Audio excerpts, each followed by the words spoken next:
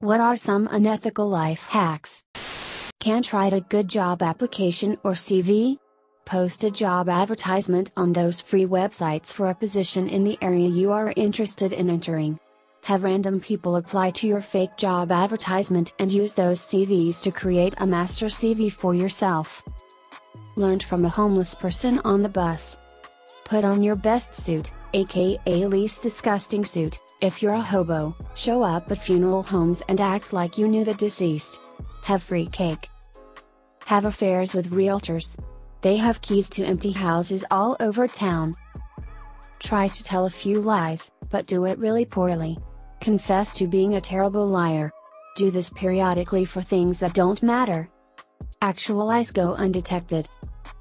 Download the crappy watermarked low-res image that a stock gives for free. Upload that in Google's image-based search and find many people hosting the high-res. A hard hat, safety vest, and white truck can give you access to most places. Browse your local obituaries. Find an old man who's passed away, but make sure there is something along the lines of George leaves behind his loving wife, Midge, of 62 years. With the power of the internet, call up Midge on the phone and ask her about the used car ad she posted. Midge will tell you that she doesn't have a used car for sale. Reassure her that you saw the ad for the car. Midge just might think maybe I can sell George's old car, it sure will help pay for all these new expenses. You see, George's old car is a nice luxury car, driven with the care and frequency that only an 87-year-old can give. Now you can go buy a practically new luxury car on the cheap. If you are married, and interviewing for a position that requires travel, lose that ring, and watch out for the ring tan line.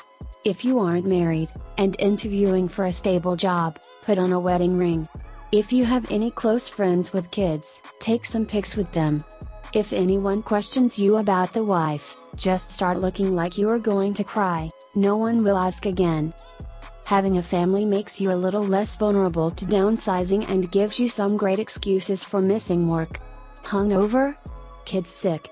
Have to go to the hospital because a hooker jammed a clit stem up your ass? Kids sick? Use self-checkout lanes to buy expensive Honeycrisp apples, but tell the computer they are only bulk sheep apples.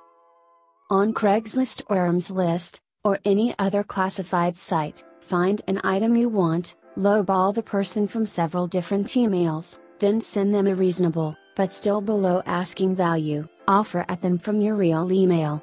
After being lowballed all day, they'll jump at your real offer. Whenever you go to buy a car, the sales guy will always give you that sheet that itemizes the charge and everything on it with the OTD price. That's the sheet that you sign when you agree on the price. What you do is take that sheet, tell them you'll need to think about this. Do whatever you can, but take that sheet with you. Then, scan that sheet into your computer, OCR that shit, change the numbers around to something you want that is reasonable. Make sure your math is right, print it out, bring it to another dealership and negotiate from that fake invoice. If you are meeting someone through Craigslist, ask them for their address first. Then go to Google Maps, and pick a city the same direction, but twice the distance from their address. Tell the person from Craigslist you will meet them halfway, but in actuality they are coming to you, because you live where halfway would be. Nobody is going to question your presence at a hotel's continental breakfast as long as you look okay. Confidence is everything. So I guess this subject ties into a life lesson my grandma taught my mom. Growing up there has always been this big-ass artistic rendition of a map of South America hanging up on our wall. I guess the story of it was that it was originally at some gallery and my grandma just walks up to the goddamn wall, picks it off, and walks out calmly without hesitation. She told my mom that you could do anything as long as it looks like you know what you're doing and nobody will question it. Thankfully I don't see this being nearly as effective in today's world. Buildings, structures aren't as impenetrable as you might think.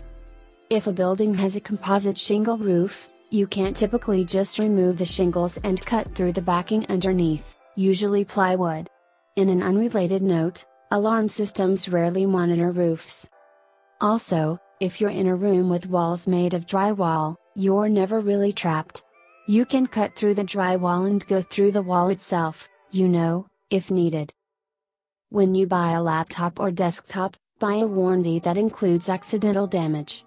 Near the end of the warranty term, run Linpack or Furmark and block the exhaust vent. Leave it like that for a few hours and you'll get irreparable hardware damage. File a warranty claim and get a new laptop. The best part is there's no evidence of hardware tampering because you never even open the case. Asking for a cup to get water and instead filling it with a fountain drink. I see people do this all the time when I go to Chipotle. After minutes of scientific research, I've determined that this works because the people who work at fast food restaurants just don't give a shit. Put an ad in Craigslist for road maintenance workers for hire, promising an excellent, but believable hourly wage for the area.